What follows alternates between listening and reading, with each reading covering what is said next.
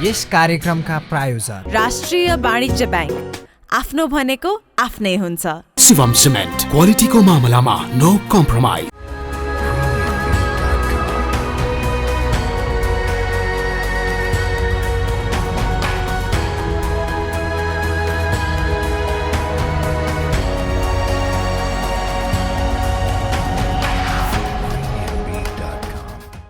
दर्शकबिन नमस्कार।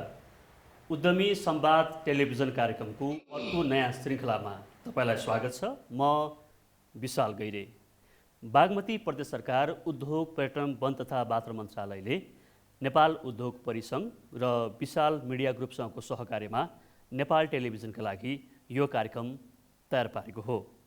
यति बेला हामी कोभिड-19 को दोस्रो लहरबाट बिस्तारै तङ्ग्रिने कोसिस गरेका छौँ।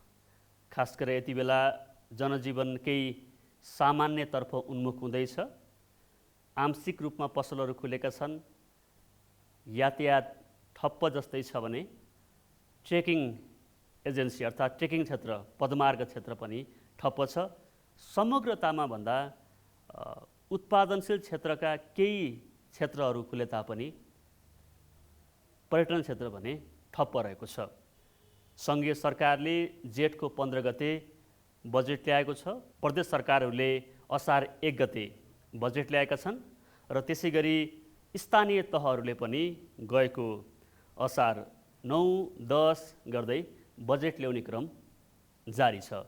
आज हामी कार्यक्रम उद्यमी संवादमा कोभिड-19 ले निकै प्रभावित भएको क्षेत्र पर्यटन क्षेत्रको उद्यमशीलताका बारेमा कुरा गर्दैछौँ। खास गरेर यसपालिको बजेट सरकारले आर्थिक पुनरुत्थानमा केन्द्रित गर्ने भनेको छ, अर्थतन्त्रलाई रिभाइभ गर्ने कुरा गरेको छ भने कोभिड-19 बाट यसको समाधान खोज्ने प्रयत्न पनि सरकारले गर्ने भनेको छ। के साँच्चै सरकारले भने जस्तै यसपालिको बजेटबाट पर्यटन क्षेत्रका उद्यमी खुसी हुने अवस्था छ? पर्यटन क्षेत्रलाई हामीले पुरानै लयमा फर्काउन सक्ने अवस्था कति देखिन्छ? यी र यस्तै विषयको केन्द्रमा रहेर आजको संवाद केन्द्रित रहनेछ र संवादको लागि आज हामीसँग बागमती प्रदेश सभा सदस्य एवं उद्योग, पर्यटन तथा वातावरण समितिका सभापति माननीय रमा आलेज्यू आजको संवाद श्रृङ्खलामा हुनुहुन्छ। त्यसै गरी हामीसँग विगत 2 दशकदेखि पर्यटन क्षेत्रमै आबद्ध ट्रेकिङ एजेन्सी एसोसिएसन नेपाल टानका पूर्व अध्यक्ष समेत रहनुभएका र अहिले नेपाल पर्यटन बोर्डका उपाध्यक्ष हुनुहुन्छ चन्द्र रिजालज्यू, उहाँ पनि आजको संवादमा हुनुहुन्छ। त्यसै गरी हामीसँग विगत 3 दशकदेखि पर्यटन क्षेत्रमा उद्यम गरिरहनुभएका वरिष्ठ पर्यटन उद्यमी एवं होटेल सङ्घ नेपाल हानका वरिष्ठ उपाध्यक्ष विनायक शाहज्यू पनि आजको संवाद श्रृङ्खलामा हुनुहुन्छ।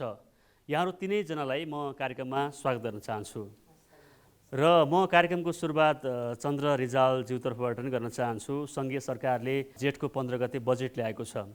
तपाईँ निजी क्षेत्रको पनि प्रतिनिधित्व गर्नुहुन्छ र सँगसँगै अहिले एउटा सरकारको महत्त्वपूर्ण निकाय नेपालको टुरिज्म सेक्टरको डेभलपमेन्ट गर्ने महत्त्वपूर्ण निकाय नेपाल टुरिज्म बोर्डको उपाध्यक्ष पनि हुनुहुन्छ।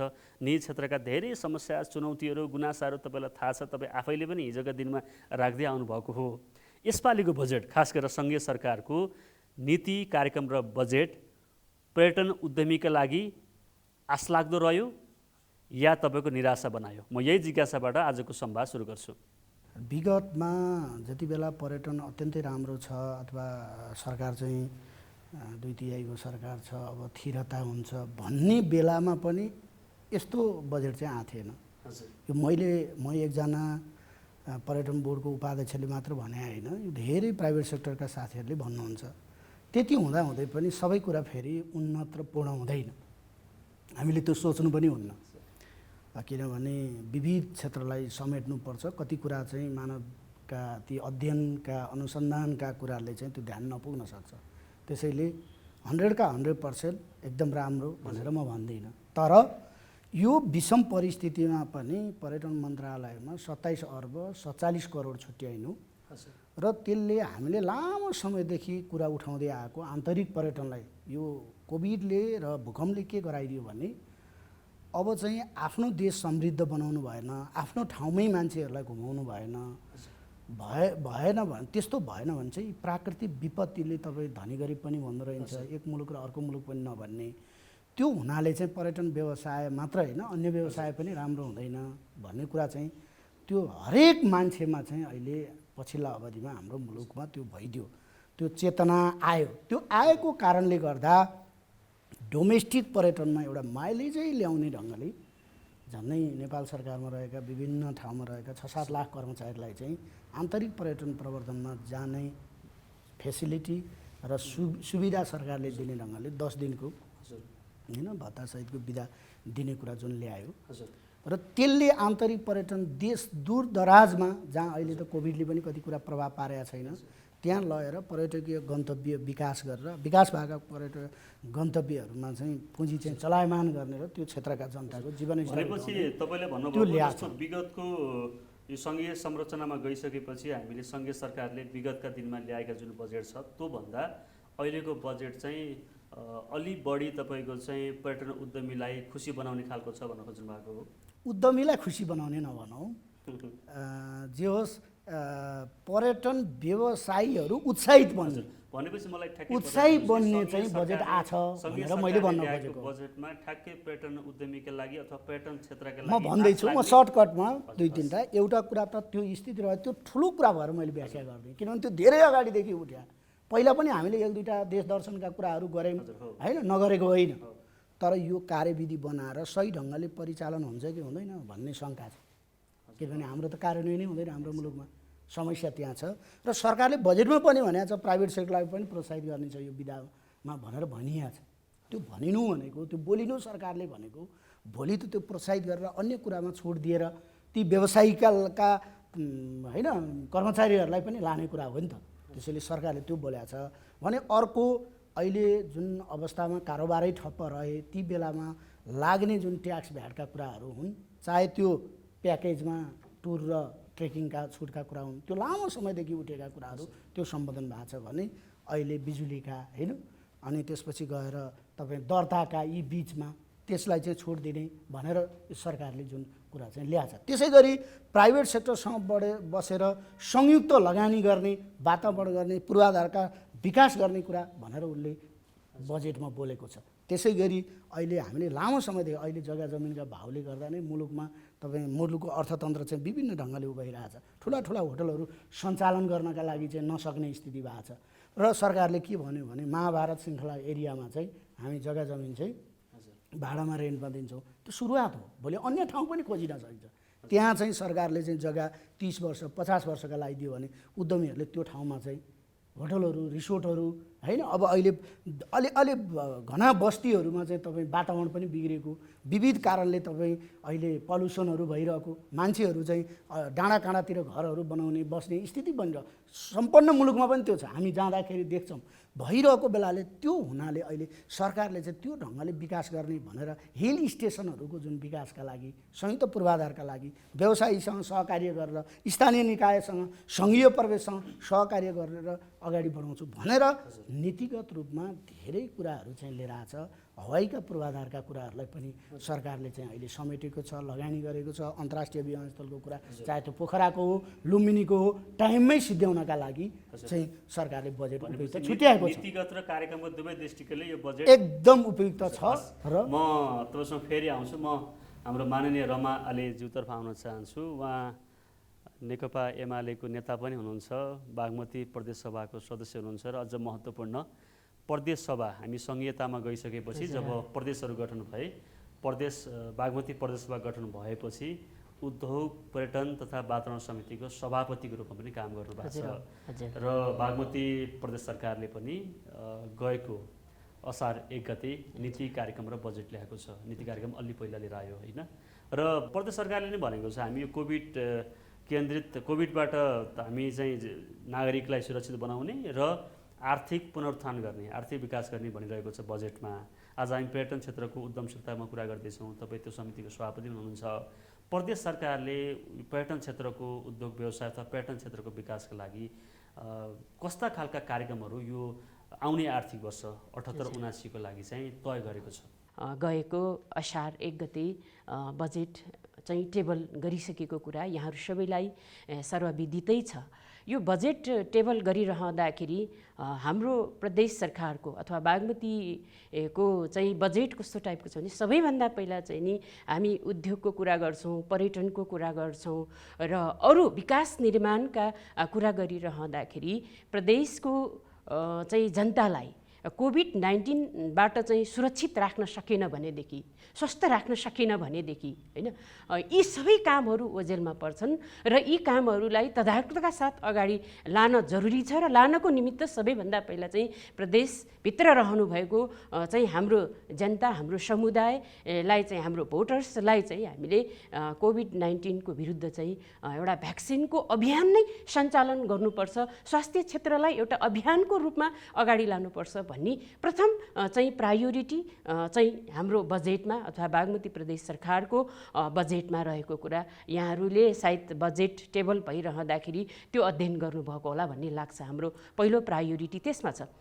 र अब दोस्रो प्रायोरिटी अरू विकास निर्माणको साथसाथै आज हामी पर्यटन र उद्यम संवादसँग रहिरहँदाखेरि चाहिँ नि बागमतीको प्रदेश सरकारले पनि पर्यटनसँग सन्दर्भित रहेर र उद्यमसँग सन्दर्भित रहेर गएको सालको तुलनामा अग्रगामी बजेट ल्याएको छ भन्ने कुरामा म आफू चाहिँ सन्तुष्टि छु। मैले बजेट वक्तव्य नीति तथा कार्यक्रमलाई अध्ययन गर्दा र आफ्नो सुझावहरू राखिरहँदाखेरि म त्यसमा चाहिँ नि विश्वस्त छु। तपाईले अग्रगामी बजेट भन्दै गर्दा सरकारले पनि के भनेको छ भने यो समाजवाद उन्मुख अर्थतन्त्रमा जोड दिने बजेट भनेको छ। के आधारमा यो बजेट उद्योग र पर्यटन उद्यमीका लागि चाहिँ खुसीको विषय बन्न सक्छ? म यसैमा जोडिरहेको छु। म केमा चाहिँ खुसी छु अथवा म केमा सन्तुष्टि छु भन्यो भनेदेखि अहिले हामी पर्यटन सेक्टरको तुलनामा कुरा गर्ने हो भने पर्यटन क्षेत्रको कुरा गर्ने हो भने अहिले नै चन्द्र सरले पनि उठाइसक्नु भएको छ।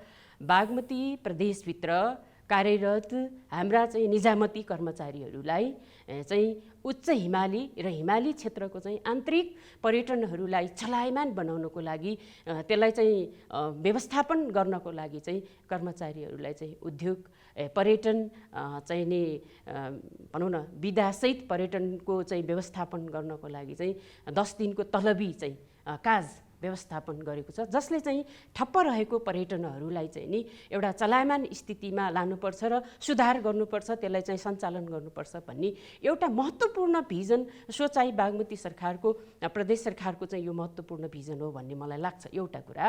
र त्यति मात्रै होइन, यतिले अब हाम्रो चाहिँ सञ्चालन अथवा अब हाम्रो चाहिँ सरकारले ल्याएको बजेट परिपूर्ण हो त, यसैमा सन्तुष्टि हो त?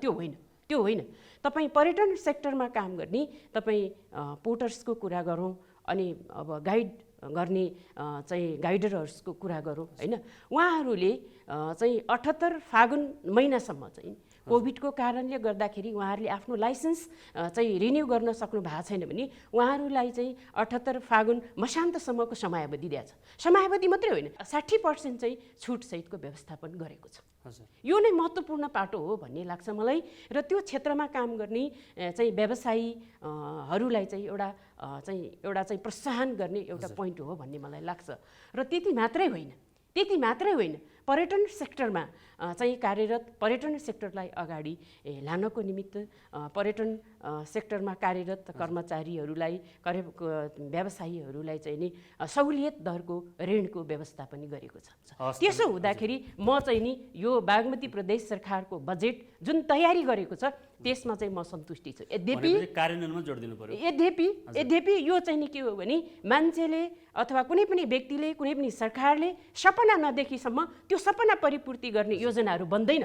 त्यसो हुँदाखेरि यो एउटा बजेट वक्तव्य एउटा सपना एउटा गाइडलाइन्स हो। त्यो गाइडलाइन्सलाई परिपूर्ति गर्नको निमित्त अब चाहिँ हामीले कार्यविधि निर्देशिका चाहिँ स्ट्रङली बनाएर त्यसलाई छिटोभन्दा छिटो कार्यान्वयन गर्नको निमित्त हामी लाग्न जरुरी छ र त्यसमा मेरो भूमिका पनि रहन्छ। अब हाम्रो विनायक शाहज्यूतर्फ जान चाहन्छु। हामी यो संवाद गर्दै गर्दा हामी यो बागमती प्रदेशभित्रको मात्रै होइन कि यो नेपालकै राजधानी काठमाडौँ पनि यही प्रदेशभित्र पर्ने भएको भएर धेरै उद्योग व्यवसायहरू चाहिँ यही प्रदेशमै केन्द्रित पनि छन्।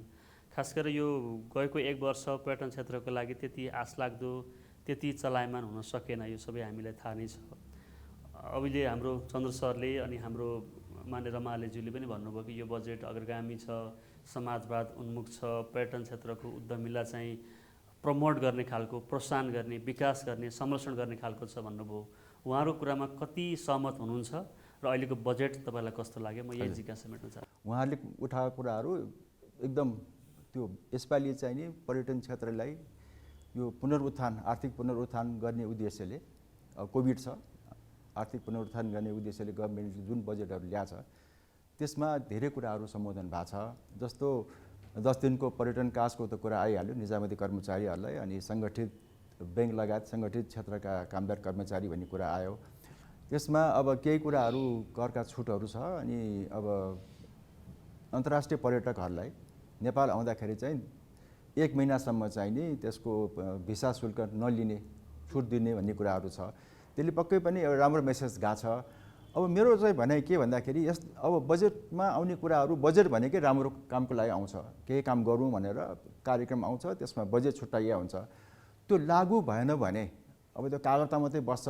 हाम्रो अवस्था मोटामोटी त्यही नै छ। किनभने अब यो 10 दिनको पर्यटन काजको जुन कुरा आयो, देश दर्शन कार्यक्रम यो चालु आर्थिक वर्षमा पनि हाम्रो छ, त्यो घोषणा भएको छ। तर आजको दिनसम्म त्यसको खास केही पनि भएको जस्तो हामीले पाएको छैनौँ। यसपालि अब अर्को आर्थिक वर्षको बजेटमा 10 दिन पर्यटन काज भनेर आछ, एकदमै स्वागत योग्य कुरा हो। तर हामी आज असारको दोस्रो हप्तामा कुरा गर्दैछौँ। साउन 1 गतेबाट अर्को आर्थिक वर्ष सुरु हुन्छ। आजको दिनसम्म त कार्यविधि बनिसक्नु पर्ने हो। त्यो 10 दिन पर्यटन काज कसरी जाने, के गर्ने। जस्तो अन्तर्राष्ट्रिय पर्यटकहरू अब साउन 1 गते कोही मान्छे काठमाडौँ एयरपोर्टमा आयो भने त्यो मान्छेलाई भिसा फ्री पाउँछ कि पाउँदैन, आजको दिनसम्म कार्यविधि छैन। हाम्रो अध्यागमन विभागमा त्यसको परिपत्र के पनि छैन। भनेको हामी काममा अझ पनि पछाडि छौँ। त्यस कारणले माननीय अगाडि हुनुहुन्छ र हाम्रो उपाध्यक्षज्यू, टुरिज्म बोर्डका उपाध्यक्षको मार्फतै मैले भन्न चाहेँ कि हामी चाहिँ अब 2 हप्ता बाँकी छ, 2 हप्तामा पनि हामी एकदमै कसिएर लाग्ने हो भने हामी कार्यविधि बनाउन सक्छौँ। त्यो कार्यविधि बनाऊ, किन हामी अहिले ज्यादै एकदम सङ्कट अवस्थामा छौँ। जसरी हाम्रो अर्थतन्त्र एकदमै चौपट भएको छ, पर्यटन क्षेत्र असाध्यै बिग्रेको छ। अब समस्या त छ, समस्याबाट माथि आउनलाई त हामीलाई योजना चाहियो, कार्यक्रम चाहियो। हामी कसरी आउने भन्ने कुराहरू हामीले आफ्नो किसिमले हामीले गृह कार्य गरेका छौँ। जस्तो आजको हामी एकदमै अब कहिले के भोलि के हुन्छ भन्ने थाहा छैन, समस्या छ। बाहिरबाट पर्यटक आउनुहुन्न, अब संसारभरि नै छ कोभिडको समस्या, यहाँ मात्रै होइन। त्यसलाई केही राहत दिनलाई सरकारले अब यो पर्यटन व्यवसाय गर्नेहरूले व्यवसाय निरन्तरता कोष भनेर पनि एउटा कोष खडा गरिदिएको छ। कार्यविधि आउनु पर्यो। र अब अर्को कुरा चाहिँ के भन्दाखेरि अब बाह्य विश्वमा धेरै मात्रामा यो खोपहरू भएको छ। नेपालमा पनि जबसम्म खोप राम्रोसँग धेरै जनतामा खोपहरू लगाइँदैन, बाहिरका मान्छेहरू आउने अस्वस्थ कसरी हुन्छन्। हाम्रै नेपालीहरू पनि एक ठाउँबाट अर्को ठाउँमा घुम्न जाँदाखेरि खोपै लागेको छैन। अब यो म त सङ्क्रमण हुन्छ कि आफू हुन्छु कि परिवार हुन्छ, डर त भइहाल्छ। त्यस कारण सबभन्दा पहिलो कुरो यो खोपको बढाउनु पर्यो। भनेपछि यो बजेटप्रति निजी क्षेत्र खुसी छ, तर खुसी कार्यान्वयनमा चाहिँ आशंका छ। मैले त्यही थप्न खोजेको। हाम्रो एउटा देशमा के छ भने त्यसको त्यो अब बजेट आइसकेपछि त्यसको अवलम्बन कार्यान्वयन पक्ष चाहिँ त्यो एउटा कुनै एउटा संयन्त्र चाहिन्छ क्या हामीलाई। त्यसमा निजी क्षेत्रको पनि प्रतिनिधि भएको खण्डमा अब हरेक महिना जस्तो त्यसको के काम भयो, के काम भएन, कति कुरा नीति नियमले पनि बाधा दिइरहेको हुन्छ। अब त्यो नीति नियम पनि फुकाउनु पर्ला, गाह्रो अप्ठ्यारो फुकाउनु पर्यो। त्यस कारणले एउटा सरकारी संयन्त्र, त्यसमा निजी क्षेत्रको पनि प्रतिनिधित्व राखेर हामीले हरेक महिना त्यसको मूल्याङ्कन, त्यसको अब लेखाजोखा गर्न पाएको खण्डमा चाहिँ कार्यान्वयन गर्न सहज हुन्थ्यो, हामीले पनि होस्टमा हैसियत गर्न पाउँथ्यौँ भन्ने हाम्रो भनाइ हो। म योसँगै जोड्न चाहन्छु। जस्तो हामी कार्यान्वयनकै विषयमा कुरा गरिरहेछौँ। अब राजनैतिक नेतृत्वले भिजन दिने गर्छ, जुन भिजन चाहिँ नीति कार्यक्रम र बजेटबाट आएको छ। अब कार्यान्वयन गर्ने बडीको रूपमा हामीले अहिले कर्मचारी प्रशासनमा लिइरहेका छौँ। तपाईँको विचारमा प्रत्येक वर्ष राम्रा कार्यक्रम आउने तर कार्यान्वयन नहुने के कारणले होला जस्तो समस्या त्यही हो। हामीले तथ्याङ्कै हेर्नुहोस् न, हाम्रो यसपालिको यो इकोनोमिक सर्वे हुन्छ नि, आर्थिक सर्वेक्षणमै हेरौँ कि हाम्रो छुट्टाको बजेटको हाराहारी 1/3 भन्दा बढी खर्च आउँदैन। भनेको हाम्रो संयन्त्रले, हाम्रो कर्मचारी प्रशासनले हाम्रो डेलिभरी जुन क्षमता भनेको 1/3 मात्र हो त। त्यो चाहिँ राजनीतिक इच्छा शक्ति दृढ हुनु पर्यो, राम्रो मान्छे ठाउँमा राख्नु पर्यो। हाम्रो मान्छे मात्रै भएर नै पुगेन, कारबाही हुनु पर्यो। काम राम्रो गर्ने मान्छेलाई पुरस्कार गर्नु पर्यो, जसले काम राम्रो गर्न सक्दैन त्यो त दण्ड दण्डित पनि हुनु पर्यो। हामी देख्छौँ नि आज कतिवटा राष्ट्रिय प्राथमिकता प्राप्त उद्योगहरू 20 वर्ष 22 वर्ष 27 वर्ष मिलमचोकै कुरा गर्नुहोस् न, 27 वर्षपछि पानी आएर फेरि बन्द छ अहिले।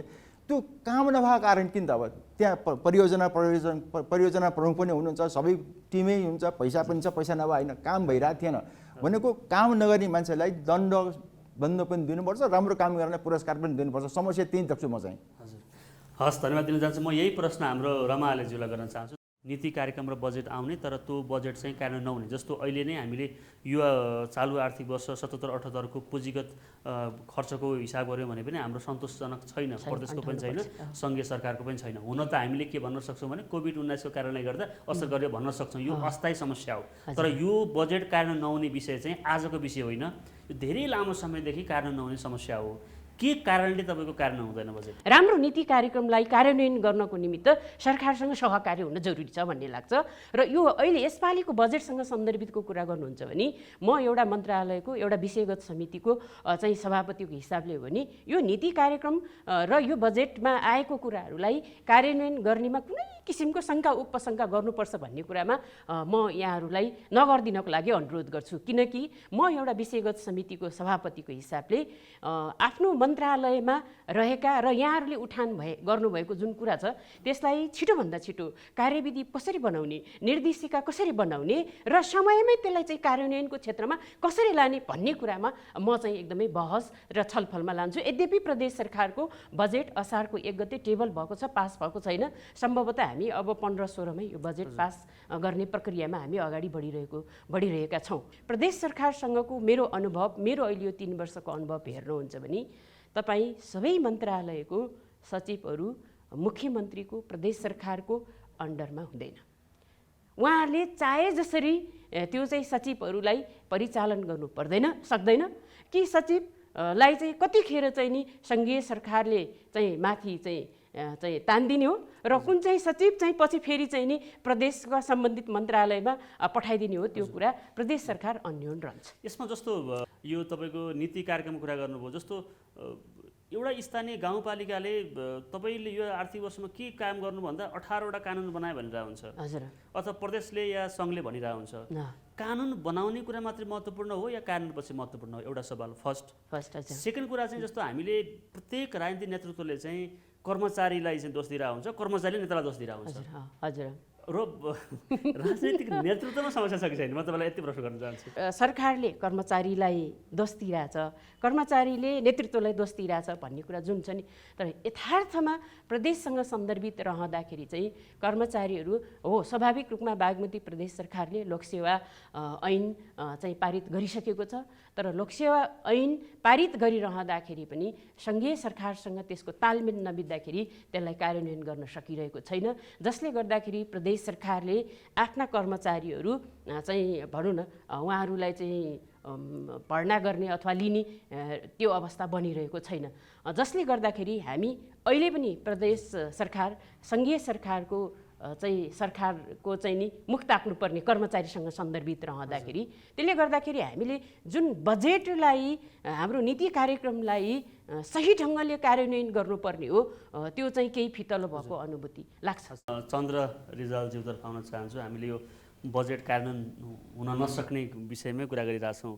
तपाईँ त लामो समय 2 दशकदेखि निजी क्षेत्रमै बसेर काम गर्नुभयो, अहिले सरकारको महत्त्वपूर्ण अङ्गमा हुनुहुन्छ। के कारणले बजेट कार्यान्वयन हुँदैन तपाईँलाई के लाग्छ?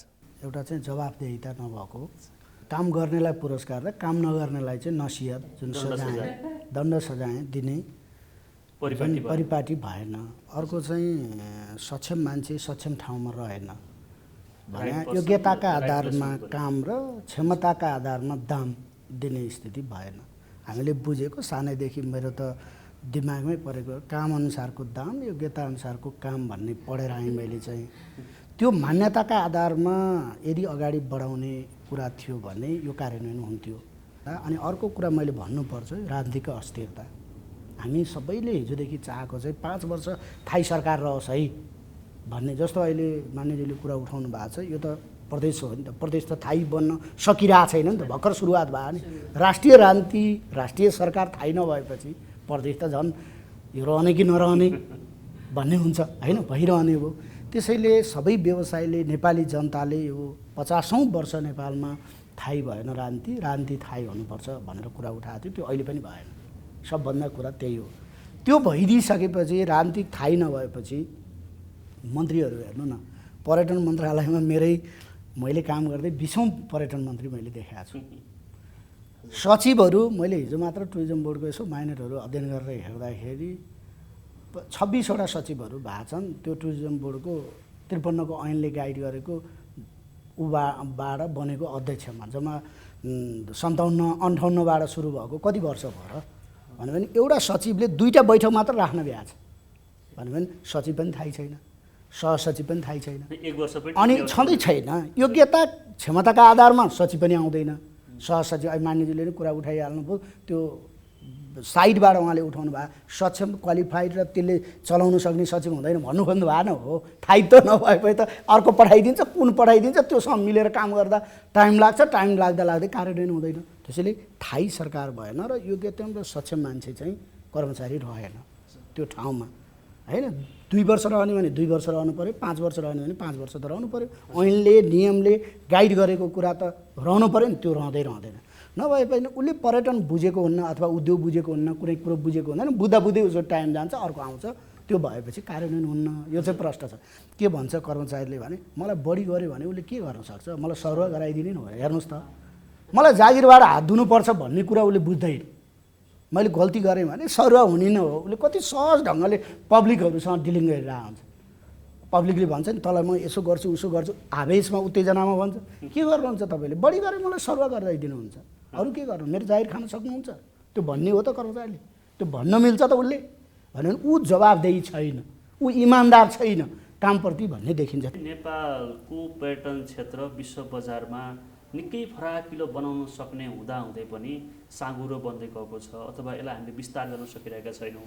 भिजिट 2020 भनेर हामीले 20 लाख पर्यटकको लागि करोडौँ पैसा खर्च गरेर प्रचार गर्न खोज्यौँ, यद्यपि त्यो सफल भएन कोभिडका कारणले गर्दाखेरि। अब तपाईँ उपाध्यक्ष भएर आइसकेपछि अब किनभने पर्यटन क्षेत्रको त महत्त्वपूर्ण निकाय भनेकै नेपाल पर्यटन बोर्ड, सबै काम पर्यटन बोर्ड मार्फत हुने गर्छ। निजी क्षेत्रमा निकै अपेक्षा गरेको ठाउँ हो नेपाल पर्यटन बोर्ड।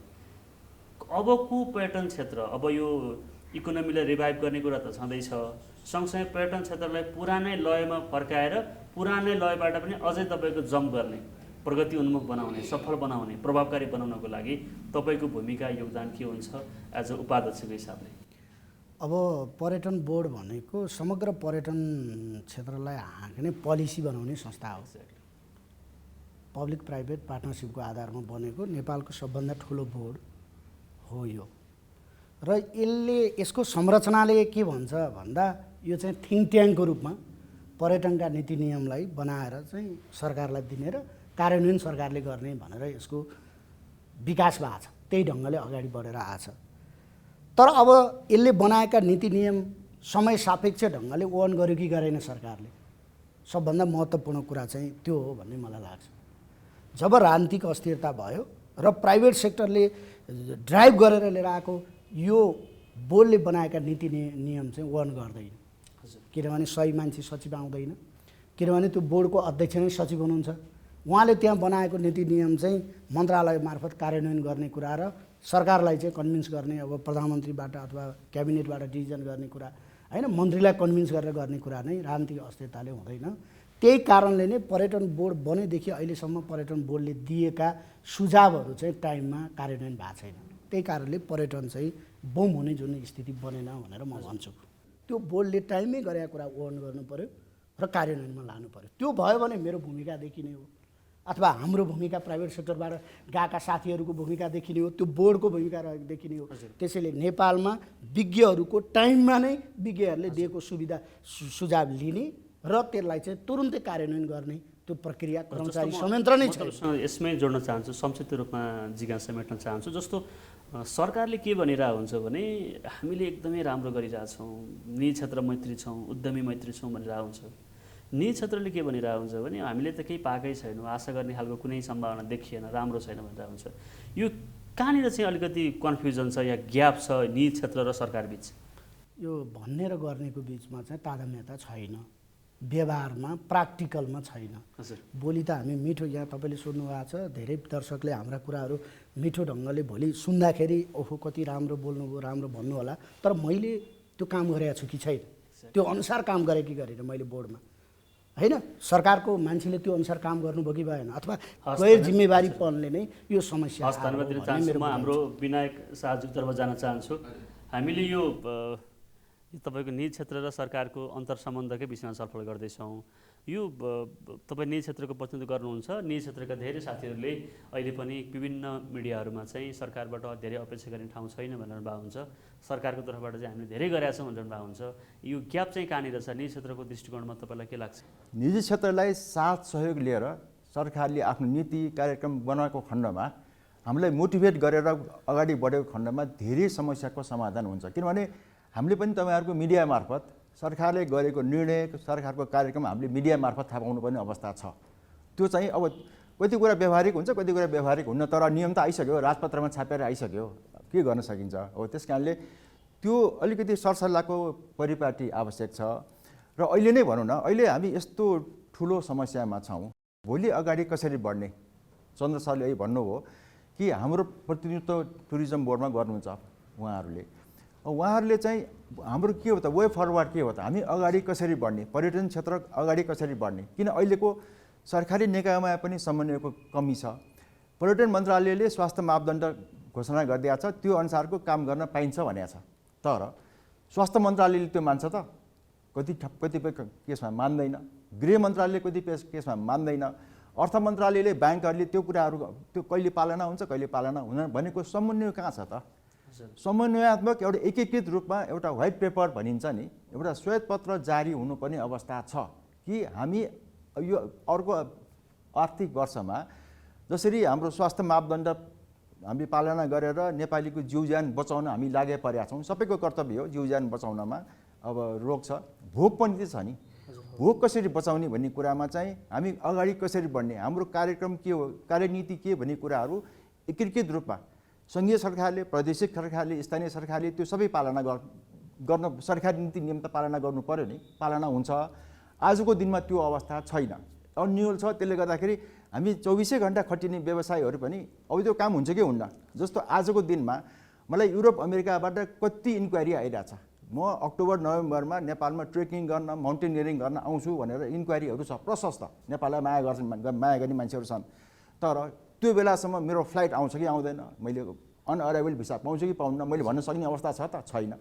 भनेको त्यो व्हाइट पेपर मार्फत यी जम्मै कुराहरू सम्बोधन भएको खण्डमा हामीलाई काम गर्न बढी सहज हुन्छ र हामी चाँडै तङ्ग्रिन्छौँ। किनभने आज त अन्यलले नै खायो हामीलाई, रोग पनि भोग पनि हामी अन्यल, भोलि के हुन्छ भन्ने कुरा नोबडी नोज। त्यो अवस्थाबाट त्यस कारणले म चन्द्र सरले फेरि पनि भने, माननीयजीलाई नै भने, अब उहाँहरू अब नीति निर्माताको स्तरमा हुनुहुन्छ, उहाँहरूले यो कुराहरू एउटा चाहिँ खाका तयार गरेर अगाडि दिएको खण्डमा अर्को आउने आर्थिक वर्षमा चाहिँ हामीले काम अगाडि बढेर हामीले अहिलेको भन्दा धेरै सहजताको रूपमा काम गर्न सक्छौँ, सहयोगै पुग्छ। त्यस्ता मान्छेहरू आउन दिनु पर्यो। प्रसङ्ग बदल्न चाहन्छु। जस्तो तपाईँ होटेल सङ्घ नेपाल हानको वरिष्ठ उपाध्यक्ष पनि हुनुहुन्छ। नेपालमा होटेल व्यवसायको अवस्था के छ, तथ्याङ्कले के भन्छ, र होटेल सङ्घ नेपालले अहिले यो नेपालको टुरिज्म सेक्टर डेभलपमेन्टको लागि चाहिँ कतिवटा जिल्लामा यसको शाखा छ, होटेलहरूको अवस्था के छ, इन्फ्रास्ट्रक्चरको, र यो क्षेत्रमा नयाँ प्रवेशीहरू युवाहरूको सहभागिता बढ्दो छ या घट्दो छ या निरन्तरताको बाटो के छ, म यो जिज्ञासा मेट्न चाहन्छु। हाम्रो होटेल सङ्घ नेपाल हाम्रो देशको वान अफ द ओल्डेस्ट संस्था हो। हामी 55 वर्ष पहिला स्थापना भएको। हाम्रो देशैभरि 16 जिल्लामा हाम्रो च्याप्टरहरू छ र ठुला साना सबै गर्दाखेरि हाम्रो झन्डै 4000 हाम्रो मेम्बरसिप छ। र त्यो चाहिँ हामी चाहिँ अब एउटा छाता सङ्गठन, देशको होटलहरूको छाता सङ्गठनको रूपमा हामी काम गरिरहेछौँ। र जति पनि अब प्रमोसनका कुराहरू, अब हाम्रा मेम्बरका हकितका कुराहरू, अब यी जम्मै कुराहरू हामीले लागि परिरहेका हुन्छ, काम गरिरहेका हुन्छौँ। र आजको दिनमा तपाईँलाई मैले के भन्न सक्छु भने, हाम्रो नेपालभरिका होटलहरूले हामीलाई 25 लाख पर्यटकलाई हामी सेवा दिन सक्षम छौँ आजको दिनमा। जबकि आजको हाम्रो रेकर्ड भनेको 2019 सालमा झन्डै 11,93,000 पर्यटक भित्रिनु भएको छ। भनेको हाम्रो क्षमताको आधा मात्रै हामीले उपयोग गर्न पाछौँ। भनेको 25 लाख पर्यटकसम्म हामी ह्यान्डल गर्न सक्छौँ। र र अझ यो 2020 को जुन भिजिट नेपाल इयर जुन घोषणा भयो त्यसबाट आजको दिनमा देशैभरि 7 प्रदेशमा झन्डै 100 को हाराहारीमा विभिन्न ठुला साना मझौला गरिकन विभिन्न होटल परियोजनाहरू अब पाइपलाइनमा छ तिनीहरू। अब त्यसले चाहिँ अब अवस्था अलि नाजुक छ, अवस्था राम्रो छैन, त्यसले गर्दाखेरि अलिकति त्यो कम्प्लिसन अलिक ढिलो भइरहेछ। तर होटलको हिसाबमा होटल भनेको पर्यटन क्षेत्रको एउटा मेरुदण्ड हो। नेपाल आउने पर्यटक झन्डै 60% समय उसले होटलमै बिताउँछ, खान बस्न आराम गर्न, अनि 40% यताउता घुम्ने हो। त्यस कारणले होटल सेक्टर हामी एकदम सक्षम, जति पनि पर्यटक आउँछ हामी वर्ल्ड क्लास सर्भिस दिन हामी सक्षम छौँ आजको दिनमा। हजुर, हस्, धन्यवाद दिन चाहन्छु। अब हामी कार्यक्रमको अन्त्यतिर पनि छौँ र खास गरेर हामीले यो पर्यटन क्षेत्रका समस्या र अहिलेको प्रेजेन्ट सिचुएसनको विषयमा पनि छलफल गऱ्यौँ। अब जस्तो अब खास गरी तपाईँ निजी क्षेत्रको प्रतिनिधित्व गर्नुहुन्छ, ठ्याक्कै अब तपाईँको कोभिडको दोस्रो लहरबाट हामी बिस्तारै रिभाइभ पनि हुँदैछौँ। बुदागत रूपमा तपाईँले सरकारलाई दिने निजी क्षेत्रतर्फ सुझाव के हुन्छ? आगामी दिनमा मन्त्रालयले, पर्यटन बोर्डले, यस क्षेत्रका सरकारवाला निकायले चाहिँ गर्नुपर्ने दायित्व या जिम्मेवारी के हो जस्तो लाग्छ? हामीले धेरै यसमा होमवर्क गरेका छौँ। राष्ट्रिय अन्तर्राष्ट्रिय सङ्घ संस्था, नेपाललाई माया गर्ने हाम्रो एजेन्टहरू सबैसँग छलफल गर्दाखेरि हाम्रो केमा हामी निष्कर्षमा पुगेका छौँ भने 3टा कुरा गर्नु पर्यो। नम्बर 1, अब मैले अहिले भनिहालेँ, एउटा श्वेतपत्र हाम्रो यो पर्यटन क्षेत्र हामी कसरी अगाडि बढ्छ आगामी वर्षमा, त्यसमा नीति नियम, अब ब्याङ्कका कुराहरू होला, धेरै सबै कुराहरू अब सम्बन्धित मन्त्रालय, सम्बन्धित क्षेत्र, अब सङ्घीय सरकार, प्रदेश सरकार, स्थानीय सरकार, हामी निजी क्षेत्र सबैको आफ्नो आफ्नो कर्तव्य हुन्छ। त्यो निर्वाह गर्दै हामी कसरी अगाडि बढ्छौँ भन्ने कुरा एउटा समष्टिगत, एउटा एकीकृत रूपमा एउटा डकुमेन्ट, एउटा व्हाइट पेपर एउटा आवश्यक छ। दोस्रो कुरो, हामीलाई काम गर्न दिनु पर्यो। यसरी सधैँ बन्दाबन्दी राखेर आज होटलको आज 2 महिनादेखि हामी होटल बन्द छौँ। यसरी बन्दाबन्दी गरेर हाम्रो रोगले पनि खान्छ, हामीलाई भोगले पनि हामीलाई खान्छ। हामीसँग काम गर्ने झन्डै 11 लाख कामदार कर्मचारी हामीसँग आश्रित हुनुहुन्छ यो इन्डस्ट्रीमा। उहाँहरूको परिवार होला, आफू एकजनाको 5 जना मात्रै परिवार भए पनि 50औं लाख मान्छेको हामी कुरा गरिरहेछौँ। उहाँहरूको जीवनयापन कसो गर्ने त भन्ने कुराहरू सरकारले आजसम्म केही सम्बोधन गर्न सकेका छैन। होटल सङ्घ नेपालले 2020 मा 2021 को डिसेम्बरसम्म काममा आयो भने उसले काम गरेको अनुसारको तलब पाउने भयो। काममा नआउनेमा उहाँहरूलाई पनि हामीले उहाँहरूलाई निश्चित एउटा केही रकम चाहिँ नि उहाँको खातामा पठाइरहेछौँ।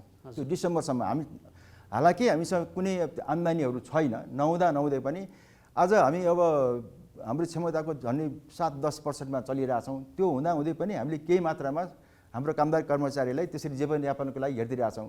सरकारसँग हाम्रो निवेदन गराइ के थियो भन्दाखेरि सामाजिक सुरक्षा कोषमा झन्डै 75 अरबभन्दा बढी रुपियाँ जम्मा छ। त्यो इन्डस्ट्रीले नै पठायो, हाम्रै कामदार कर्मचारी हामीले नै त्यहाँ जम्मा गरेको हो। त्यो आजको दिनमा एकदम ठुलो आवश्यकता छ। योभन्दा ठुलो समस्या अब अरू हुँदैन भन्दाखेरि त्यो पैसा चाहिँ नै केही सापटी रूपमा, जस्तो अब सञ्चय कोषले अथवा नागरिक लगानी कोषले आवश्यक परेको बेला बिना ब्याजी केही रकम उपलब्ध गरिदिएको खण्डमा हामीलाई जीवनयापन सहज हुन्थ्यो। तर त्यो उहाँहरूको नियम कानुनले नमिल्ने हुनाले त्यो पनि आजसम्म भइरहेको छैन। रोजगार संरक्षण कोष स्थापना गरेर यो हाम्रा कामदार कर्मचारीहरूको जीवनयापन हेरिदिनु चाहिँ सरकारको कर्तव्य हो भनेर म जोरदार यो फोरमबाट माग गर्न चाहन्छु। सरकार हामी सबैजना एकजुट भएर अगाडि बढेको खण्डमा हामी राहत पाउने, हामी अगाडि बढ्ने, तङ्ग्रिने अवस्था छ। त्यो हामीलाई संसारभरिबाट नै हाम्रो सदाशयता हामीले पाएको छौँ। अगाडि म अब माननीय रमा आलेज्यूतर्फ आउन चाहन्छु। खास गरेर यो बागमती प्रदेश सभा गठन भए लगत्तै तपाईँ यो उद्योग, पर्यटन तथा वातावरण समितिको सभापति बन्नुभयो। झन्डै 3.5 वर्ष बितेछ। यो बिचमा यो समितिले उद्योग र पर्यटन क्षेत्रको विकासका लागि के काम गर्यो? म संक्षिप्त रूपमा जिज्ञासा मेट्न चाहन्छु। बागमती प्रदेश सरकारले अहिले उद्योगसँग सन्दर्भितको कुरा गर्नुहुन्छ भनेदेखि सबभन्दा पहिला चाहिँ नि विदेशबाट नेपालमै बसेर काम गर्न चाहने अथवा नेपाल फर्किएर बेरोजगार अवस्थामा रहेको जुन युवाहरू हुनुहुन्छ उहाँहरूलाई चाहिँ प्राविधिक हिसाबले सिप विकास गर्ने, क्षमता अभिवृद्धि गर्ने कामहरूलाई पहिलो प्रायोरिटी दिएको छ। उहाँहरूको सिप विकास, क्षमता अभिवृद्धि गरेर मात्रै चाहिँ उहाँहरू उद्यम क्षेत्रमा चाहिँ अगाडि बढ्न सक्दैन। त्यसो हुँदा उहाँहरूलाई आफ्नो उद्यम व्यवसायलाई अगाडि लानको लागि चाहिँ ब्याङ्क मार्फत चाहिँ एकदमै सफ्ट लोनको व्यवस्था गरेको छ र सफ्ट लोनको व्यवस्था गर्नुको साथसाथै उहाँहरूलाई चाहिँ सहुलियत दरमा चाहिँ प्रविधिहरू हस्तान्तरण गर्ने काम गरिरहेको छ प्रदेश सरकारले। निजी क्षेत्रले जुन जुन विषयहरू उठाएको छ त्यो विषयलाई प्रदेश सरकारले वन गर्ने र वान डोर सिस्टममा लिएर गएर कार्यान्वयन गर्ने प्रक्रियामा प्रदेश सरकार सक्षम छ। अब अहिले जुन हाम्रो हानको वरिष्ठ उपाध्यक्षज्यूले प्रदेश सरकारलाई, अब सङ्घीय सरकारलाई महत्त्वपूर्ण सुझावहरू चाहिँ उहाँले उठान गर्नुभएको छ।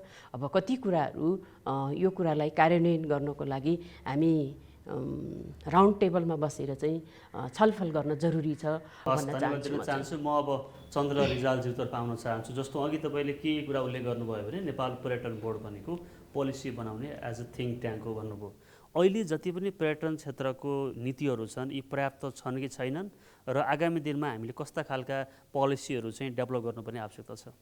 पर्यटन ऐन 2035देखि बनेको, अहिले यो टाइमसम्म त कतिचोटि चाहिँ संशोधन गर्ने होइन, कुनै कति कुरा बुँदा हटाउने, कति नयाँ थप्ने हुनुपर्थ्यो, त्यो भएको छैनन्। अब सङ्घीय अहिले ऊ बनिरहेछ, उसले भर्खरै नीति नियमहरू बनाएको छ। त्यो कार्यान्वयनको प्रक्रियामा गएपछि ती कति सही छन्, कति बेठिक छन् भन्ने कुरा भोलि देखिने कुराहरू भए। तर पर्यटन बोर्डले, मैले अगाडि पनि भने, पर्यटन बोर्डकै पुनर्संरचनाको कुरा उठ्यो, त्यो अहिलेसम्म बनाएको छैन। कर्मचारीका पुनर्संरचनाका कुरा उठे, अहिलेसम्म लागू भएको छैनन्। भने सुरुवातमा ऐनहरू बनेपछि त्यसको 1 वर्ष 2 वर्षमा त्यो डिफेक्ट हुन्छन्। कार्यक्रम गर्दाखेरि कार्यान्वयनको प्रक्रियामा, जस्तो अहिले भिजिट नेपालको अथवा समग्र नेपालको आन्तरिक पर्यटनलाई अगाडि बढाउन जुन कुरा ल्याएको छ, हामीले एउटा नियम बनाइसकेपछि त्यो कति कार्यान्वयन भयो भने अर्को साल पुनर्मूल्याङ्कन गर्ने स्थिति हुन्छ। त्यो अर्को सालै गर्ने हो कि 2-3 वर्षपछि गरेर त्यसको अर्थ हुँदैन। अहिले बजेटको हामी समीक्षा गरिरहेछौँ नि त, यो त अर्को सालको अन्तिममा त्यो बजेट बन्दा समीक्षा गरेर फेरि नयाँ ढङ्गले ल्याउने हो।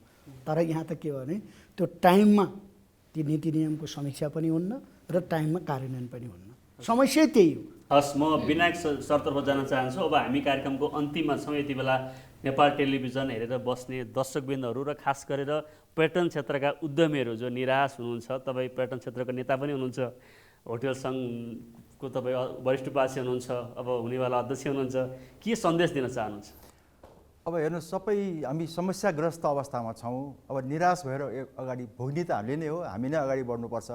त्यस कारणले हातेमालो गरेर, किन हामी योजनाबद्ध किसिमले योजना बनाएर हामी होमवर्क गरेको प्रशस्त छौँ। अब अहिले सुरुवातमा नेपाल सरकारले 10 दिनको पर्यटन काज भनेको छ, तीबाट आन्तरिक पर्यटनले पनि धेरै योगदान गर्न सक्छ। त्यसबाट नै हामीले काम अगाडि बढ्दै गएको खण्डमा, जस्तो हामी भारत र चीनबाट केही मात्रामा ल्याउन सकौँला। अब तुरुन्तै चाहिँ हामीले अब जस्तो पहिलाको 2019को लेभलको पर्यटकहरू आउन गाह्रो छ। हामीले 1.5-2 वर्ष लाग्छ होला। तर त्यसो भन्दैमा हामी अब हामीले योजनाहरू बनाएको छौँ। त्यसरी हामी सहकार्य गरेर अगाडि जाउँ। नेपाली पर्यटन उद्योगलाई, नेपाली पर्यटक भएर पनि यहाँहरूले सहयोग गरिदिन सक्नुहुन्छ नेपाली दर्शकहरूले। त्यस कारणले नेपाली पर्यटन उद्योगलाई माया गरौँ।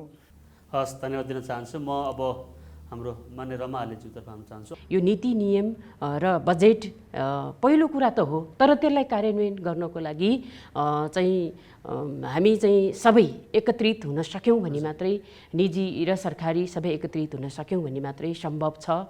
त्यसो हुँदाखेरि म पर्यटन व्यवसायी, उद्योग व्यवसायीहरूलाई हार्दिकतापूर्वक अनुरोध गर्न चाहन्छु कि यो प्रदेशले लिएर आएको बजेट, प्रदेशले लिएर आएको नीति कार्यक्रमलाई कार्यान्वयन गर्नको लागि चाहिँ आउनुहोस्, बसौँ, राउन्ड टेबलमा छलफल गरौँ, एक आपसमा एकाकार भएर सँगै अगाडि बढौँ भनी म अनुरोध गर्न चाहन्छु। म अब हाम्रो चन्द्र रिजालज्यूतर्फ आउन चाहन्छु। तपाईँसँग त निजी क्षेत्रले धेरै अपेक्षा गरेको छ, मैले અહીં पनि भने।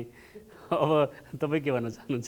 सर्वप्रथम त हामीले बनाएका नीति नियमहरू चाहिँ सरकारले समयमै ओन गरोस्, मैले अगाडि पनि भने। र तपाईँहरू जस्तो मिडियाहरूले पनि अलिक सकारात्मक ढङ्गले कसले काम गर्छ, कसले काम गर्दैन, को सही हो, को बेठिक हो, मिडियाले पनि त्यो तर्फ चाहिँ अलिकति बढी ध्यान दिनु पर्यो। समय र संवादको लागि म 3जना अतिथिज्यूहरूलाई धन्यवाद दिन चाहन्छु। आजको उद्यमी संवादको बहसमा हामीले कोभिड-19ले पर्यटन क्षेत्रमा पारेको प्रभाव, सरकारले ल्याएको बजेट र सरकारको प्राथमिकता र निजी क्षेत्रको अपेक्षाको बारेमा संवाद गऱ्यौँ। आजको संवादमा हामीसँग हुनुहुन्थ्यो नेपाल पर्यटन बोर्डका उपाध्यक्ष चन्द्र रिजालज्यू, त्यसै गरी हामीसँग बागमती प्रदेशसभा सदस्य एवं उद्योग पर्यटन वातावरण समितिका सभापति माननीय रमा आलेज्यू र सँगसँगै हामीसँग वरिष्ठ पर्यटन व्यवसायी विनायक शाहज्यू जो होटल सङ्घ नेपाल हानको वरिष्ठ उपाध्यक्ष पनि हुनुहुन्थ्यो। आजको समय र संवाद तपाईँलाई कस्तो लाग्यो? सल्लाह सुझाव र प्रतिक्रियाका लागि स्क्रिनमा देखेको इमेल र फोनमा प्रतिक्रिया दिन सक्नुहुन्छ। तपाईँ यो कार्यक्रम नेपाल टेलिभिजनको अनलाइन संस्करण र विशाल मिडिया ग्रुपको फेसबुक, ट्विटर, युट्युब र इन्स्टाग्राममा गएर खोज्न र हेर्न सक्नुहुन्छ। आजको उद्यमी संवादको बहस यति नै। प्राविधिक साथीसहित म कार्यक्रम प्रस्तुता विशाल गैरी पनि बिदा हुन्छु। तपाईँको यो साता शुभ रहोस्। नमस्ते।